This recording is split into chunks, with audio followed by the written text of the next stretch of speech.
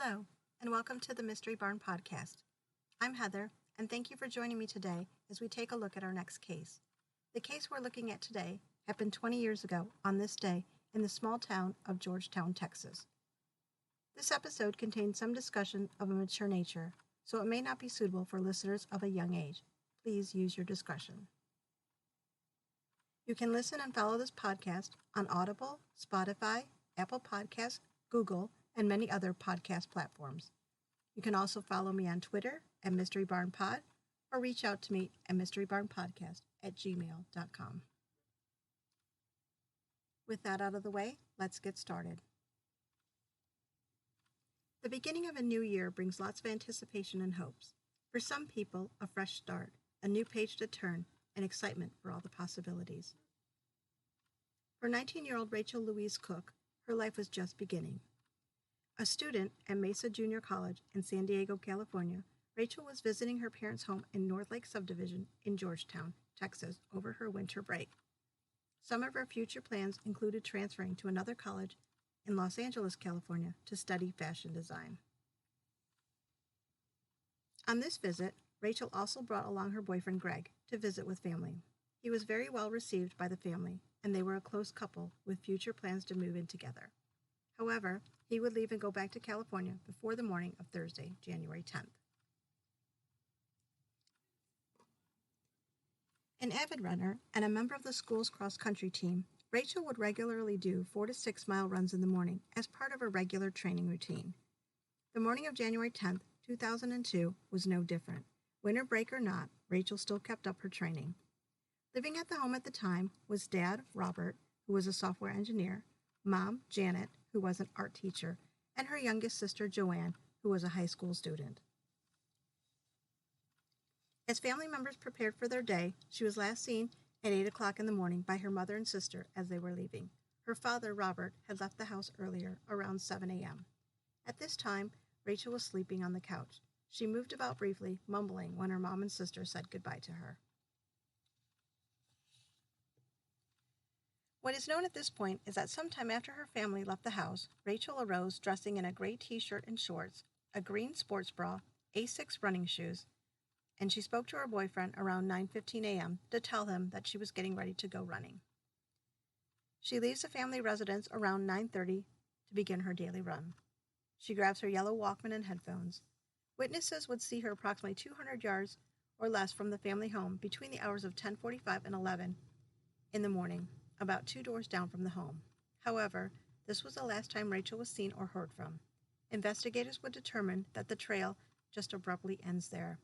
There's no sign of any struggle or any physical evidence that would give investigators a clue into what happened. The location of her parents' ranch-style house is in a rural area with many houses on large lots or acreage. It is located in a subdivision just a little north of Austin, Texas. Houses were spaced apart, with many being set back from the road. It wasn't a busy road and generally saw very light traffic. The route Rachel took for her daily jog was one she had done many times before. She never returned home, and it would be several hours before she would be noticed missing when her father returned home at 3 p.m. for a planned shopping trip. At this time, Rachel was nowhere to be found. They would grow increasingly more concerned when it is discovered that her purse and cell phone are still inside of the family home. They began making calls to some of her friends. Rachel had also made plans to meet up with her childhood best friend Shannon that Thursday night. No one had heard from her. At one point, her family called the restaurant Wildfire, a place that Rachel would sometimes work at when she was back in town. Employees would say that Rachel was working there that night. However, feelings of relief were very short-lived when it was discovered that the Rachel that is working that night is not their Rachel, but someone else with the same first name. When first reaching out to the police were initially focused on her having taken off on her own with someone. This cost them precious time and reduced Rachel's chances of being found. The family knew her turning up missing made no sense and wasn't in keeping with how Rachel usually was. Turns out they were correct in worrying. So they began actively searching for her before the police start any kind of investigation. They reach out to hospitals and friends, anyone who might have some clue as to Rachel's whereabouts. Her father, Robert, drove along the route that she would run for any sign of her. All of this to no avail. By the following night, just about anyone who knew Rachel had been informed that she was missing, and offers for help started flooding in. By Saturday morning, dozens of volunteers showed up at the Cook's place to start searching for Rachel. Being in a rural farming community, many of the neighbors and volunteers had access to horses and were more than willing to offer their services to help them cover more ground faster. Everyone had high hopes that she would be found, but as the hours stretched out without any sign of her, this hope started waning. In response to the missing persons report that Rachel's family had filed on Friday, the Williamson County Sheriff's Department showed up to the home around noon on Saturday to follow up. They were surprised to see a large search party had already been formed. They quickly jumped into action and took over to minimize the potential contamination of any physical evidence.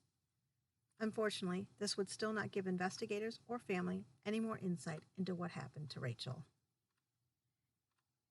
The official search doesn't begin for several days since her last sighting. The Williamson County Sheriff's Department calls in the Texas Rangers, Austin Police, and the FBI to assist in the search.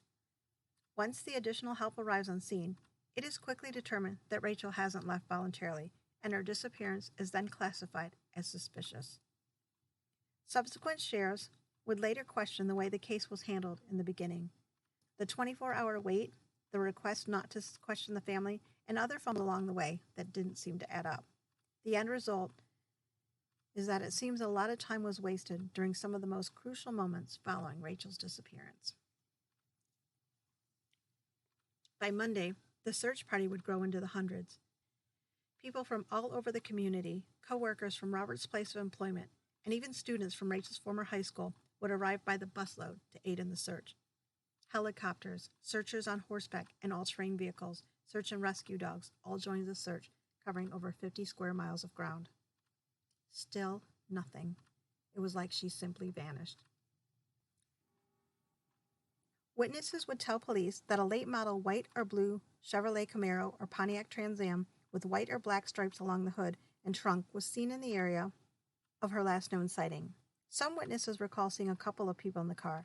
I heard some reports that stated there were possibly 4 individuals inside of the car.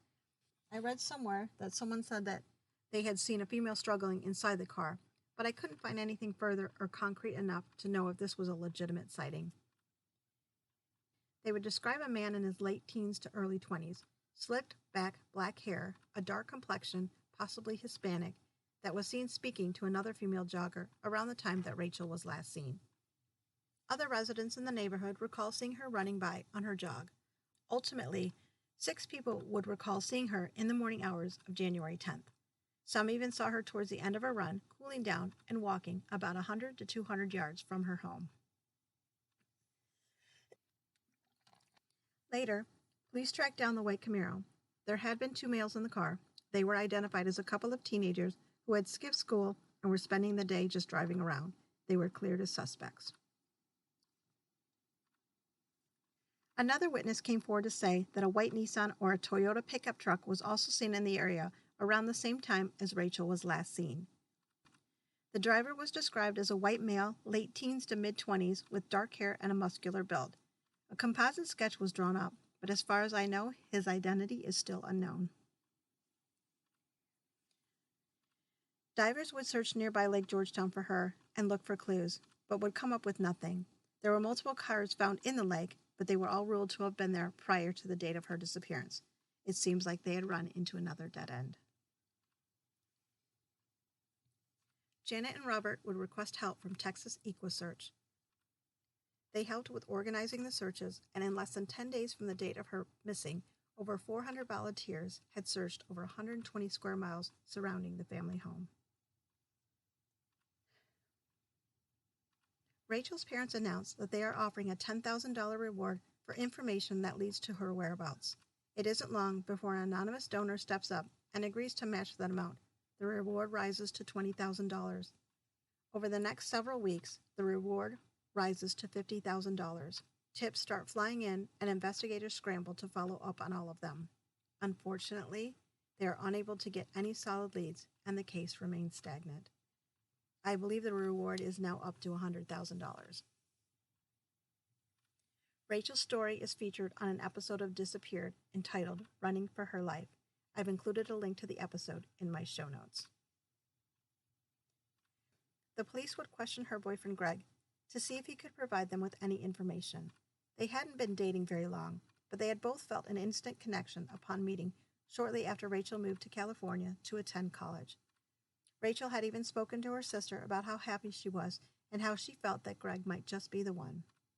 He had flown to Texas with her over the Christmas break to meet her family, but he left to go back to California the week prior to her missing as he had to return to work. He told them how he spoke to her that morning and she had told him she was getting ready for her run.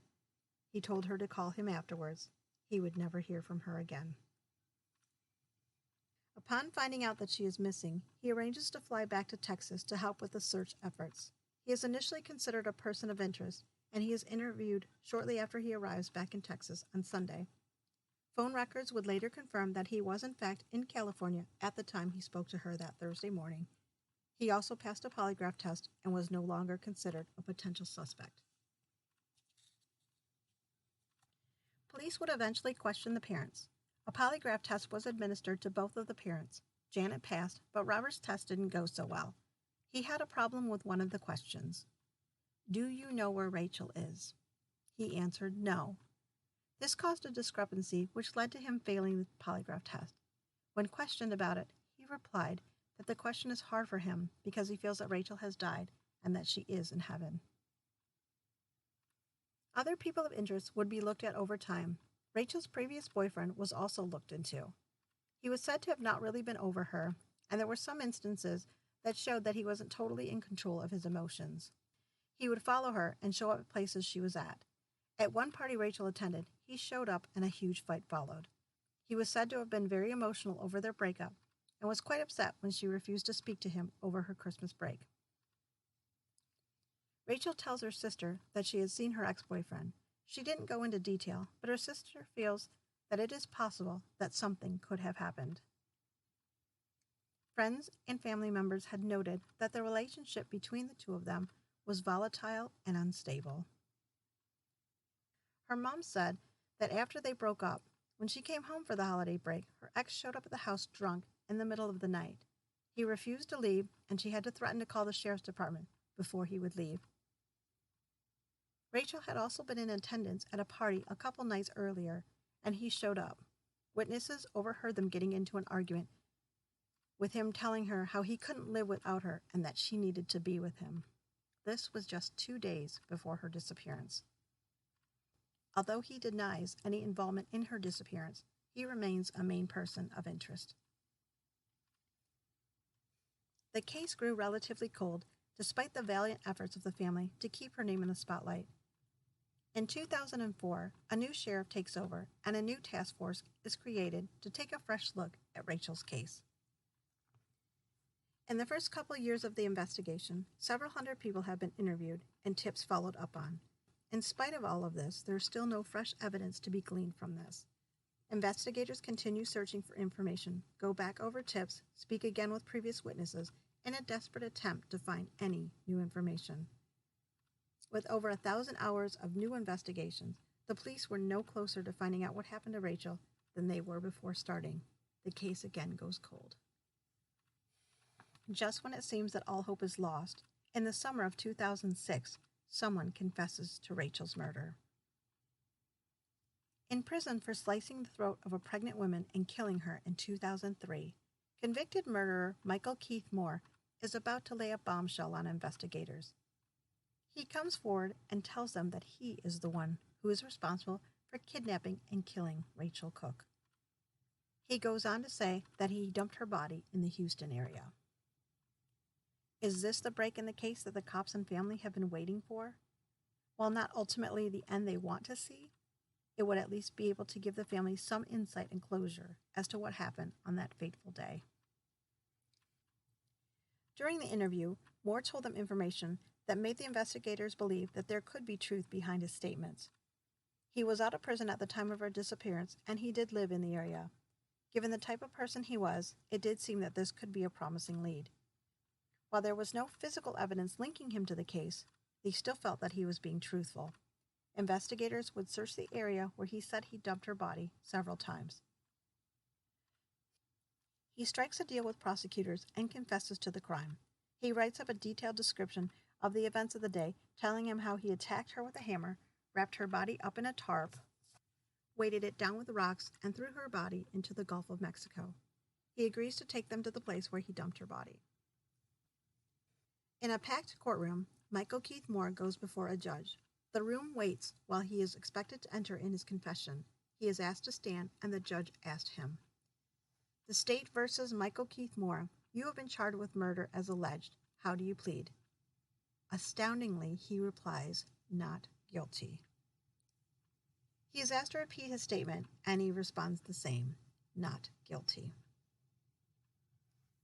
It was all a ploy to try to get a reduced sentence and some time outside of a jail cell. You have to wonder what kind of sick individual does something like that to a family already torn apart by their missing daughter. However, we are talking about a person with a long-time criminal history serving time for killing a pregnant woman. Hardly a stellar person. Unfortunately, the district attorney has no choice but to drop the case against Moore. There simply isn't any evidence to support or prove that he actually committed the crime against her. He later admits to lying about the crime, and he says that he gave a false confession because he wanted to take a plea deal that would give him some possible extra privileges in exchange for his confession. Seriously, people like this should receive severe additional punishment. Unfortunately, Rachel's disappearance would ultimately lead to the end of her parents' marriage. Robert became consumed with the case and spent every moment trying to find answers. It drove the couple apart, and they divorced a few years later. In another tragic turn of events, Robert would pass in 2014 at the age of 59 from long-term health problems without ever knowing what happened to his daughter. While he did have health problems, his family feels that he died as a result of a broken heart. Janet spoke of how Robert had felt like he had let his daughter down and blamed himself for not being able to protect her.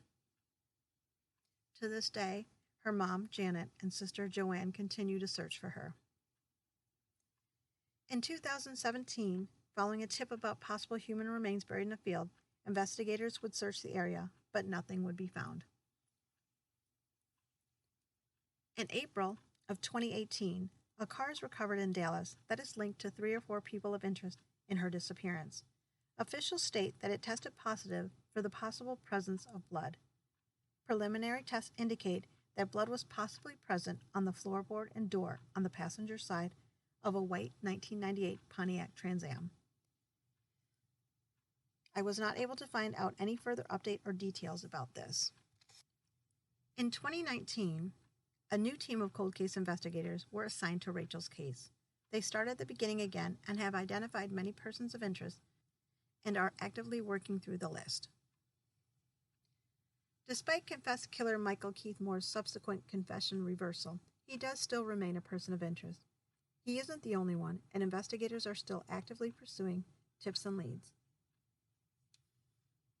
In January of 2021, investigators say that they have looked through thousands of tips and have been able to eliminate a large number of people. They reach out to the public for help in identifying a person that they feel might have information on Rachel's disappearance. This man was living in Georgetown at the time and was an acquaintance of Rachel's. He possibly works in the horse and cattle industry. They have reason to believe that he may have mentioned details of the case to someone he knows, likely speaking about it in the third person in an attempt to distance himself from involvement. Rachel Louise Cooke was born May 10, 1982. At the time of her disappearance, she was 19 years old. Her hair was blonde with auburn streaks and highlights. She was 5'3" and weighed 115 pounds. She is a white female with blue hazel eyes. She was last seen wearing a gray running outfit, green sports bra, and Asics running shoes. She had a yellow Walkman with sports-style headphones. She has 2 heart-shaped cherries tattooed on her left shoulder and a black star tattoo on her left foot near her pinky toe. She has multiple ear piercings as well as a navel piercing. If you have any information, please reach out to the Williamson County Sheriff's Department at 512-943-1300. Again, that number is 512-943-1300. Or reach out to the FBI at 1-800-CALL-FBI, which is 1-800-225-5324. Again, 1-800-225-5324. You can also submit a tip online at tips.fbi.gov. There's currently a reward of up to $100,000 for any information that leads to the discovery of Rachel Cooke. I thank you for joining me today on the Mystery Barn podcast as we talk about the case of missing Rachel Louise Cooke. I'm your host, Heather, and if you have any comments or just want to reach out with any theories or thoughts that you may have, you may contact me at mysterybarnpodcast@gmail.com or find me on Twitter at mysterybarnpod. Thank you, and we'll see you soon. For sources used in this podcast, please see the show notes.